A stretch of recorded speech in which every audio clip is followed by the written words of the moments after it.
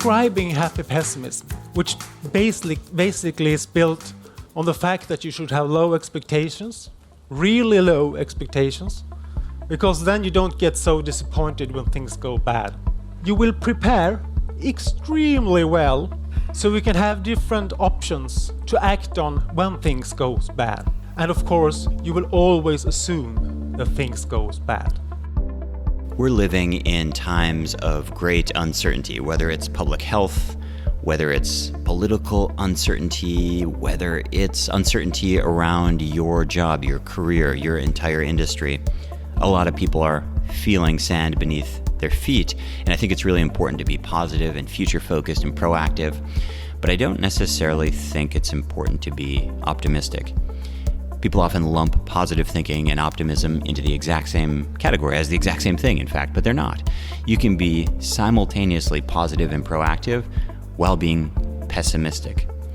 The advantages of pessimism is first and foremost readiness, preparedness. You're ready for whatever might come next. And for sure, there's some speed bumps in the future ahead of us. On this week's podcast, it's called the Happy Pessimist. We'll explore this idea of being pessimistic in a very, very adaptive and positive future-focused way. If you're new here, it's the Lucas Rockwood Show. I'm your host. I'm a yoga teacher, a trainer. I'm a serial entrepreneur. I'm the father of 3 international kids. But at the end of the day, I'm a student, and so I like to learn things. I go out into the world and I find medical doctors and researchers and yoga teachers. I try to bring their best work to you here on the show, so hopefully we can all get some new ideas, live better lives. Let's see how it works. If you'd like to support me, I recently dropped all advertising, and I just found it kind of boring. And so instead, I'd ask you to please leave a rating and review in whatever app you're listening on. It just helps people to find the show. You just scroll down and leave a review, tell people which show you're listening to. We've got a big catalog, so people often get lost. That's really helpful. If you'd like to send a message or a question for the show, you can find me on Instagram at Lucas Rockwood. And last but not least, I have a weekly email newsletter where I send updates about the show, courses, classes I'm teaching, and things like that. You can find that at yogabody.com/sign me up. Thanks so much for listening. Enjoy.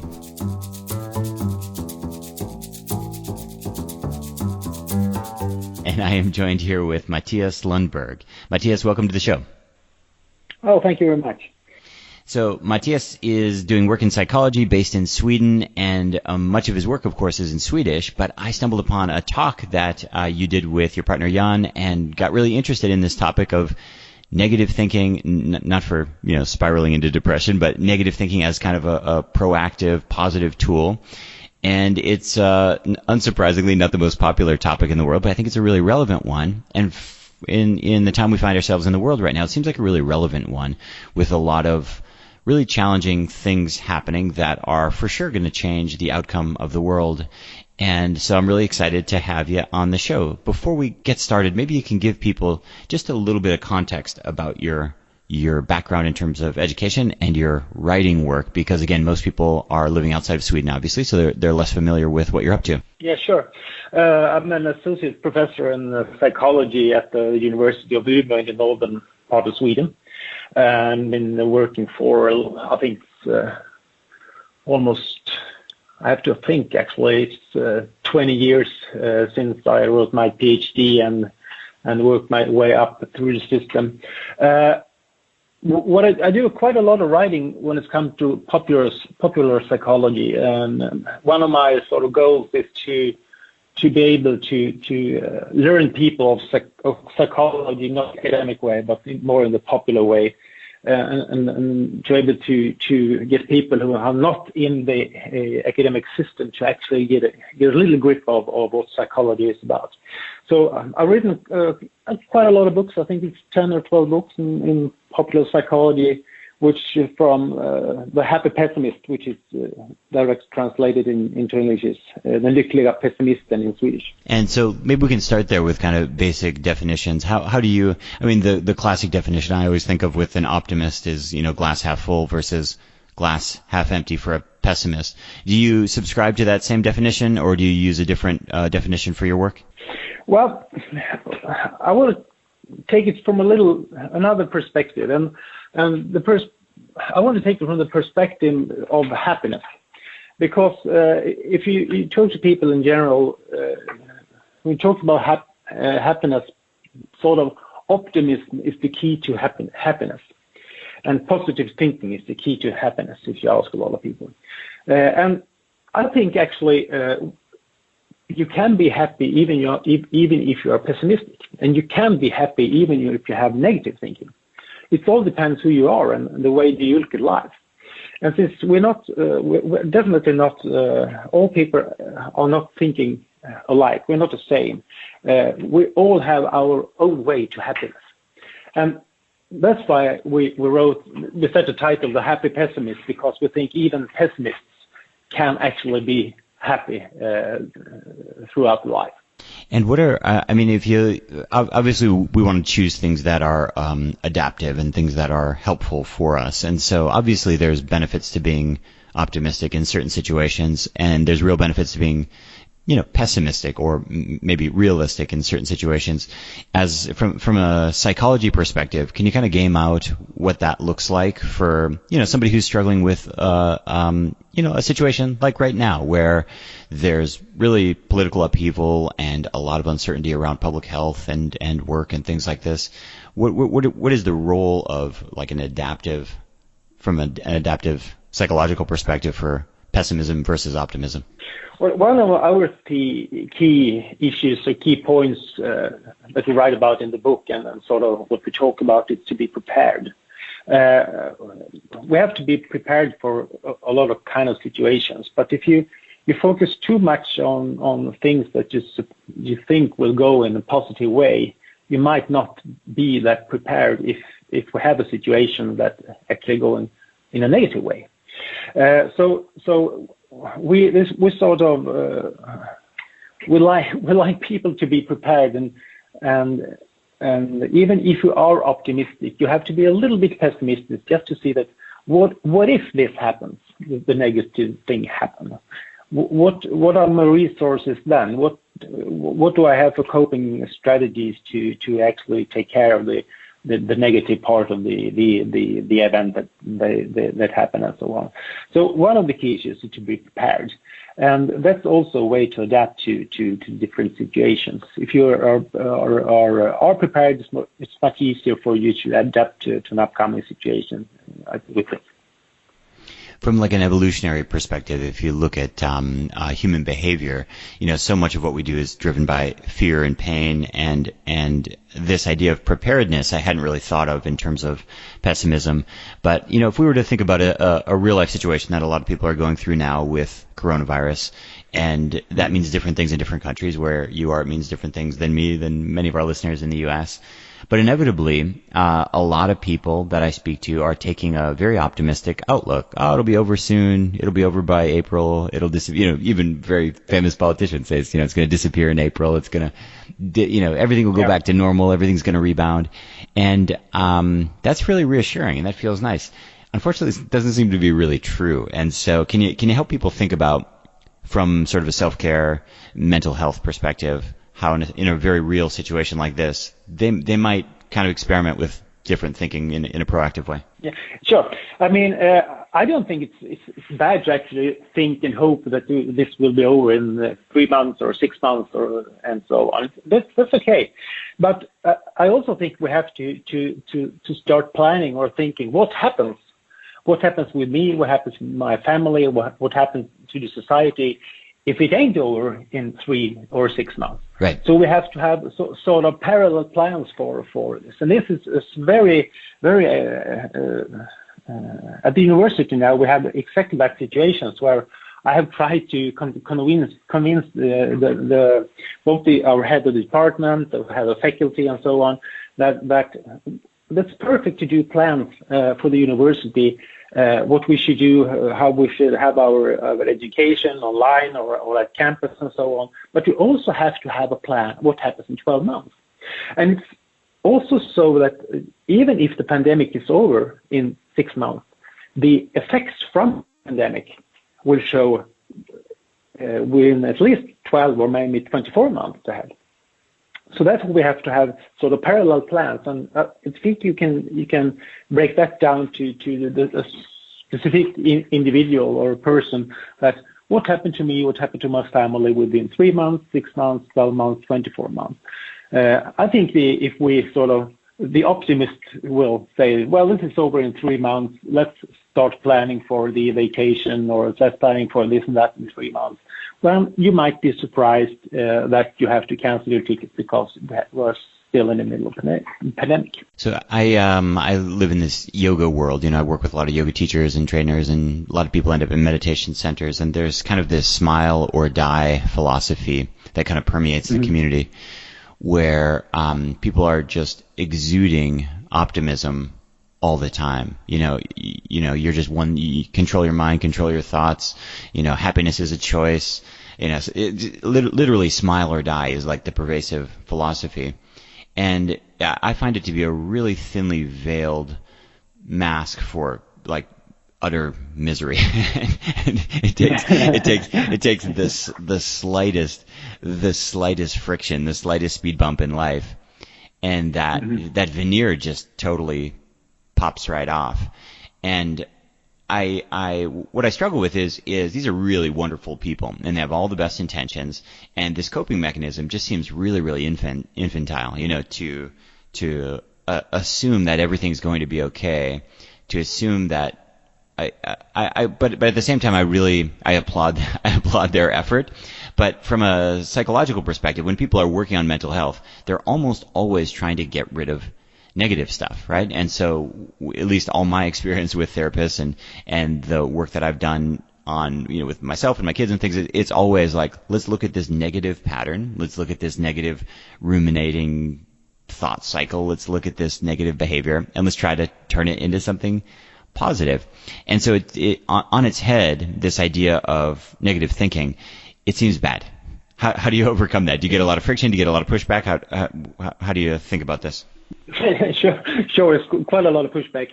And we would publish our book I think it was in 2014, and it's quite a lot of attention from media, because then we were the pandemic was a couple of years away and so on. So in Sweden we had this sort of this group of inspirational speakers traveling around Sweden and sort of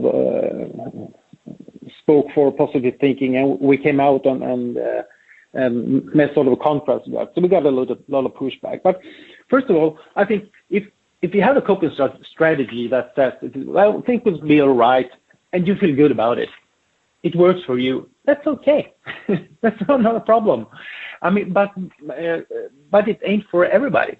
So what we're trying to do is to show, as I think we started on, is that you have to have different strategies.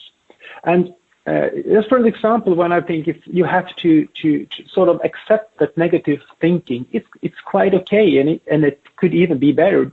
Now we're in Sweden, we're getting into November. It's a period where it gets, especially here in the north of Sweden, it gets very dark. The sun goes down at, I think, 3 p.m. or so it's getting darker and darker. And this is also a period when newspapers call and say, oh, what about autumn depression? What about November? How can we cope with November? Oh, of course, there are a lot of coping strategies that happen. Okay, you seek light. You go to libraries where it's often quite light. You go to swimming halls. You go to places. Enjoy the sun while it's still up. Go out for a walk in the midday and so on. But also, you can also accept the fact that November is the shitty month. Yeah. That's okay. You can accept the fact that you can let November win. Yeah. Be inside, eat mac and cheese for 7 days a week, take a couple of beers, stream a couple of seasons of some series on Netflix and so on. That's okay if it works for you. So the most important stuff is that we have different coping strategies. Some works for you, some works for others, but we have to sort of accept the fact that negative thinking could be actually something positive for some people. I like that idea of just embracing it for what it is. I guess we're always putting value judgments, and I think we're just so in in developed countries, we're looking for comfort all the time. We want everything to be perfect all the time.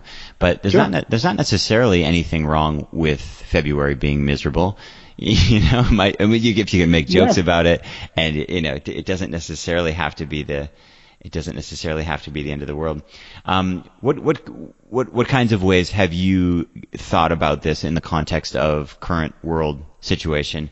How has this informed your thinking, whether it's in your work or your university? How are you using negative thinking in a positive way to think about the future? You mentioned you're running up against some friction with administration and things like that, but how else have you been thinking about it? But it's mostly related to, for me, it's mostly related to work, what the situation where the university have. Since we have been for a period on lockdown, then we had to open up for some mixed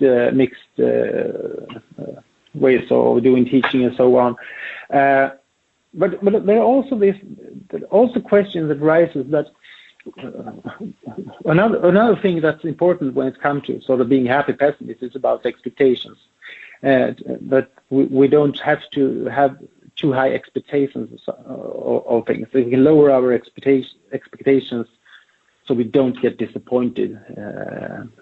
That's the key issue. And something that happens at the university here is that when we speak to head of departments, we had a session talking about the working environment for the staff, and they say that, well, I think actually something good come out of it, that people realize that they could work from home, it still works, and we have to take care of the people working at home so they feel about their working environment. But the negative part on me goes in then and say, well, what about people who doesn't like working at home because they have no social network? People who are alone, people who have their workplace, the physical workplace, for their only way to get social stimulants or social contacts. It's so easy to forget one part, and that's the way sort of my mindset is a little bit to find when everyone else talking about one issue of a topic, I try to find the other way and see can I make a difference by talking about something that they haven't thought of, but actually could address a current or a potential problem, and just get their eyes open. So, sort of that's how in a really sort of practical way the negative thinking from me as a person is used in my sort of daily work today.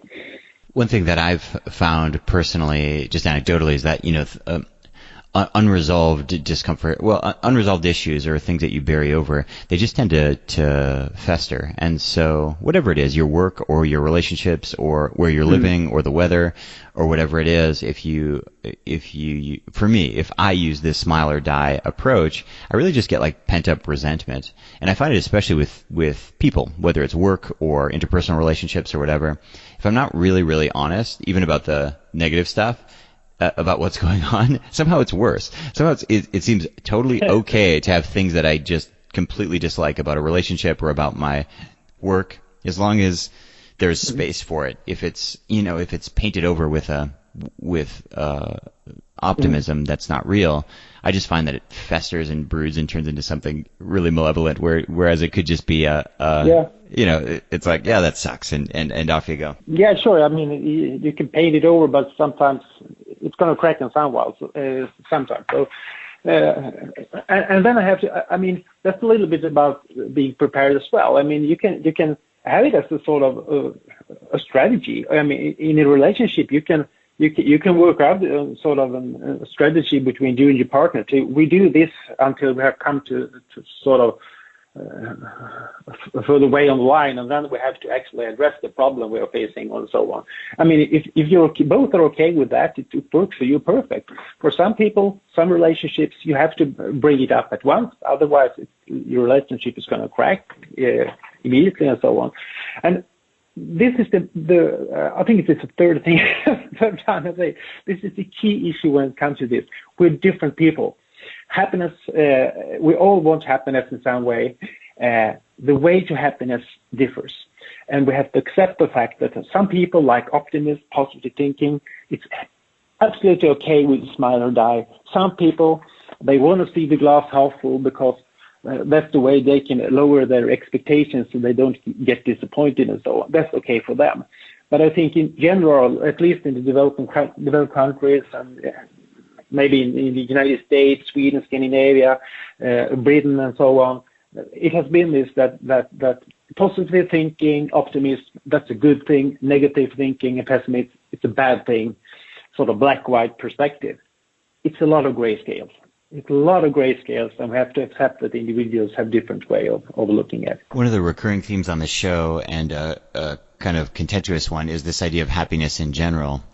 And I've had people on, neuroscientists, who describe it in terms of dopamine and serotonin, and actual chemicals. I've had other people describe it in terms of peace of mind, and other people just say, like, I don't even know what it is. When you think about, the happy pessimist, what from a psychological perspective, how do you define happiness in general? I mean, I guess I know what it feels like, but I don't know that I could tell you. So the reason I bring it up is because sometimes listening to really angry music makes me feel happy, and sure. That's bizarre. People go to really, really intense, violent movies, and they come out smiling.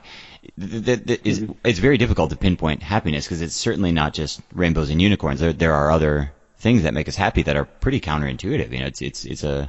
How do you think about it? Yeah, well, I'm not into the neurological stuff, so I leave the neurotransmitters to others. Yeah. But I mean, how you react for something, it's a lot about how you learn to react to things, and what experience you have from different kind of things. I mean, you can be exposed to the same stimuli and react in two different ways, of course. But as a pessimist, I have a sort of at least a personal definition of happiness, and for me, is happiness the absence of anxiety. It's okay for me not going around and smile and laughing and so all day. I feel the best when I have right now nothing on my mind that give me anxiety, that I don't have to worry about anything. If I have that moment right now, when I'm sitting here in my chair, I got my foot up on my feet up on my desk. Right now, I don't have anything that worries me. In 10 minutes, yeah, it might be a couple of things that worries me, yeah. And that's okay as well. Yeah. So this is for me, it's the absence of anxiety or worrying. That's happiness for me, and I think if we sort of if you look at a sort of normal distribution curve, we tend to strive for being on the right end. If we talk from unhappiness to happiness. But if we're frank, how often are we at the right end when we are so happy? I mean, most of the time we're in the middle, going some way to the left, going back maybe sometimes to the right. And this is where we are at 95% of our life. And if I have the expectation of being at the right end of the curve at all the time, I will get disappointed because you won't be there. But if I have my expectations to be around the mean or so, well, it's quite okay. And if I lower my expectation even more, it's okay. Sometimes I feel bad. It's not so good all the time. I actually can feel better even if I'm just reach the middle of the curve and so on. So I think we have to sort of lower the expectation. I mean, you have to find your own definition of happiness. This is what I want to sort of feel when I feel the best. But you have to realize you won't be doing that all the time, and that's a part of being a human. We in Sweden as well as many other around the world, and of course in the United States, as following the election, I'm having the script now to see what's happening in Georgia as we speak. We have sort of turned from one side to another when it comes to how I will feel about it. Not speaking about which candidate we actually support, but it depends on our expectations. We have felt more or less bad or more or less good about it. Yeah.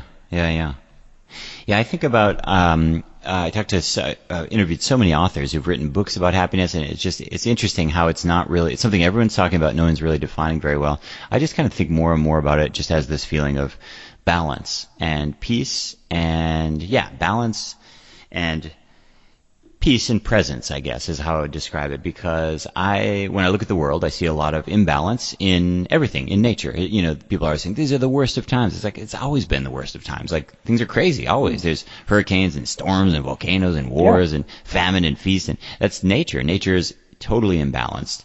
And those moments of balance, those are when we feel best. So I think what we're really just looking for is balance, where you're reacting in an adaptive, appropriate way to a situation. That doesn't mean you don't get angry, but, in an adaptive, appropriate way where, you'll lay down and your head hits the pillow and you can pleasantly drift off to sleep, and in the morning you can pleasantly wake up and get through your day without spinning out into something. I mean, it rarely happens, but I feel like it's a lot simpler than, finding your passion or, living in the perfect place. I think we're just like with politics, like with nature, like with everything, those pleasant moments are when things seem balanced, just in a state of equilibrium. Yeah, I totally agree. Balance is so important, and also I want to add acceptance to that. Actually accept the fact that the situation is shifting. This is what we are in right now. You can't control everything. You just sometimes you actually have to accept the fact that we are in this situation.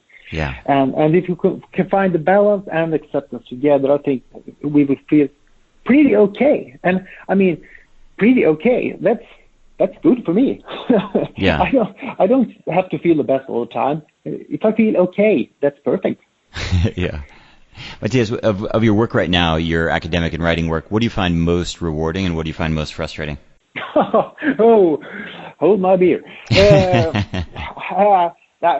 Well, I mean, at the moment, of course, the pandemic it affects so much for everyone, and of course the work. So it's disturbing. It's how much you want to accept things. The pandemic is really hard to accept. I mean, I admit that. Satisfying for me today. I don't actually. Well, something that's satisfying is the pandemic has actually given a couple of positive things. It has shown quite, and this is also, of course, linked to psychology, that the people in general have so great ability to adapt. Fast. Much more ability than I think anyone thought we had. Real fast adapting to extreme situations, and it's come from the individual up to organizational or societal levels. Yeah. And what would be really interesting to see is when this is over. You can say the pandemic, the sort of acute part of the pandemic, will be over. What will happen to the society when it's come to how much of the adaptations that we have done, or the shifts we have done in the ways we need, and so how much will stay, how much will go back, and so on. I think we will quite a lot of challenges, but we have quite a lot of good coming out from the fact that we have learned so much while adapting to this situation. So actually, that's quite rewarding to see that people are very, very, very able to adapt. Mattias, great conversation, super interesting topic. For people who want to follow you and your writing online or connect with you, what's the best place for us to send them? You can send them to my website, mattiaslundberg.se. Of course, that is in Swedish, but please feel free to give out my email address and so on. And I could also give some reading tips. Yeah, I'm sorry that'd be great. to say the Happy Pessimist. The Happy Pessimist is not translated to English yet, but if you know a publisher or two, please give him a call.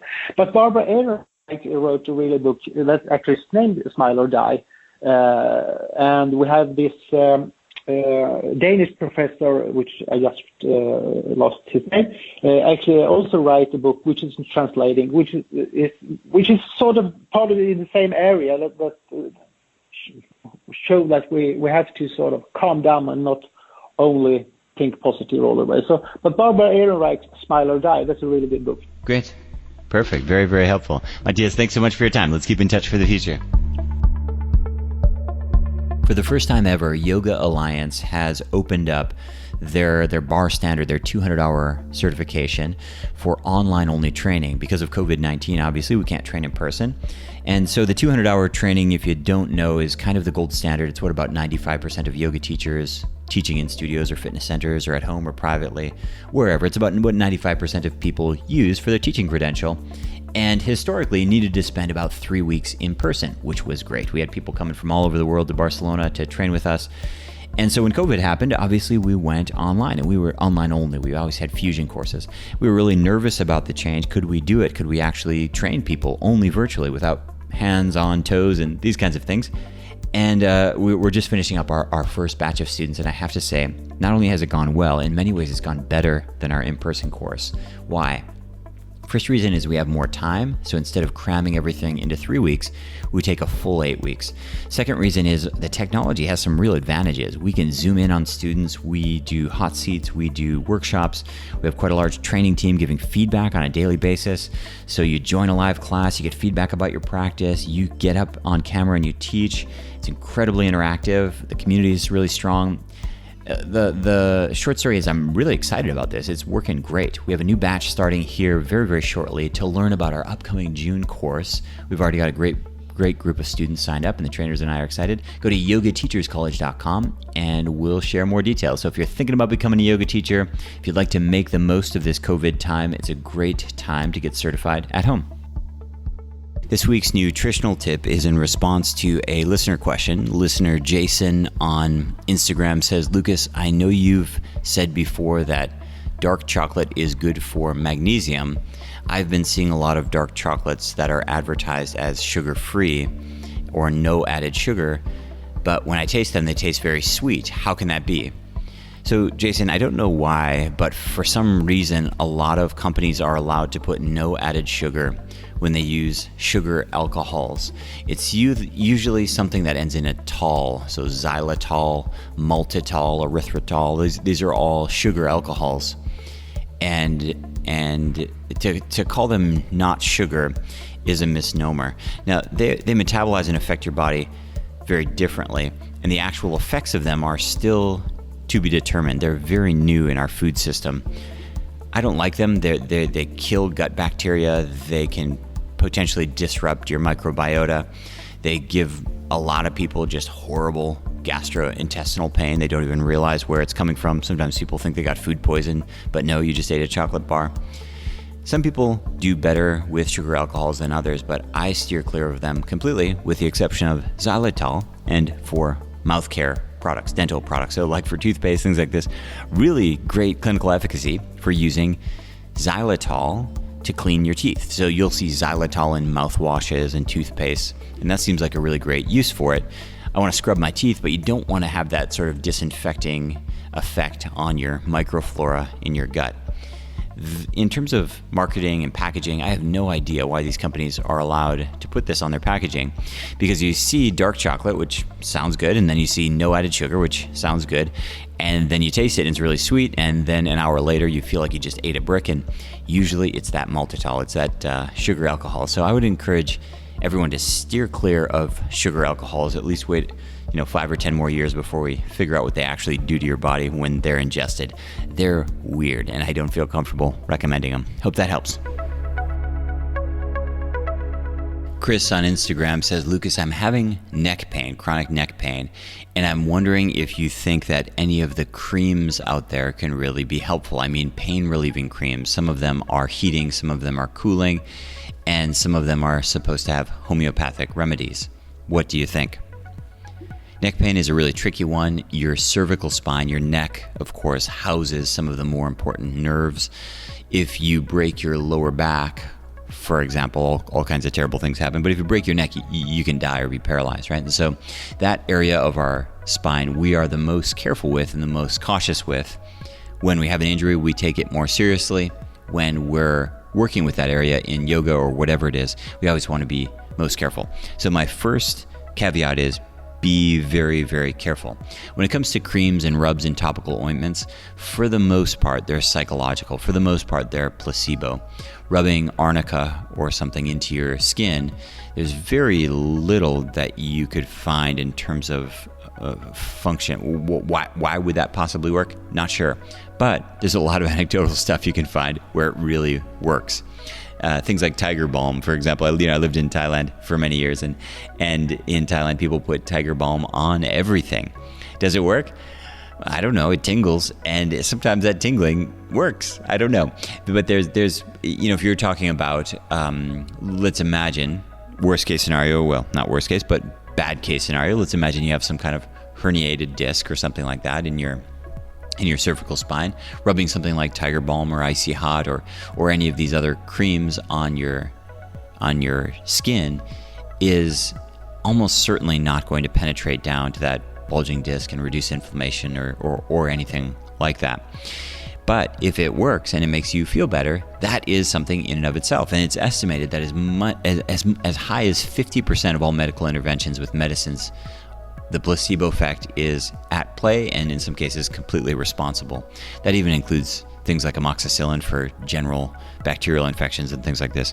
Totally bizarre when you start to unpack that research around placebo effects. It's very, very real. So if something works for you, if you have some arnica homeopathic rub and it's working, by all means do it. If you're thinking about your neck specifically, I always recommend people think about joints with three main parameters. Think about a three-legged bar stool, and you have strength, flexibility, and balance. Those are what you want to think about. Now, in your case, it could be mostly a balance issue. It could be mostly a flexibility issue, mostly a strength. But if we want to heal any joint that has an injury, we always need to address it from that three-pronged approach, because it's very hard to go wrong if we're working holistically on strengthening the muscles that support your neck, on balancing, that would be right, left, forward, back, flexion, extension, and then working on the mobility of that area so you have full range of your neck. Now, how much, how often, that's something that you have to figure out working with a teacher or just by cleverly journaling yourself and assessing your own situation.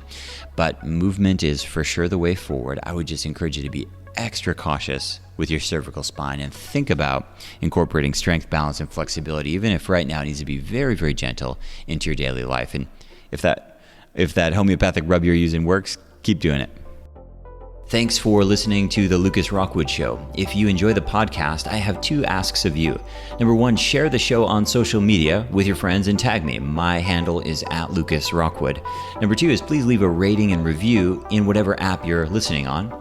And last but not least, before you go, if you'd like to be on my mailing list, every week I send out information about the podcast, behind the scenes stuff, announcements of online classes and special events. I email about once a week. You can do that at yogabody.com/sign me up. And right now we have a free breathing worksheet on that page as well. It's yogabody.com/sign me up. Thanks so much for listening, and we'll see you next week.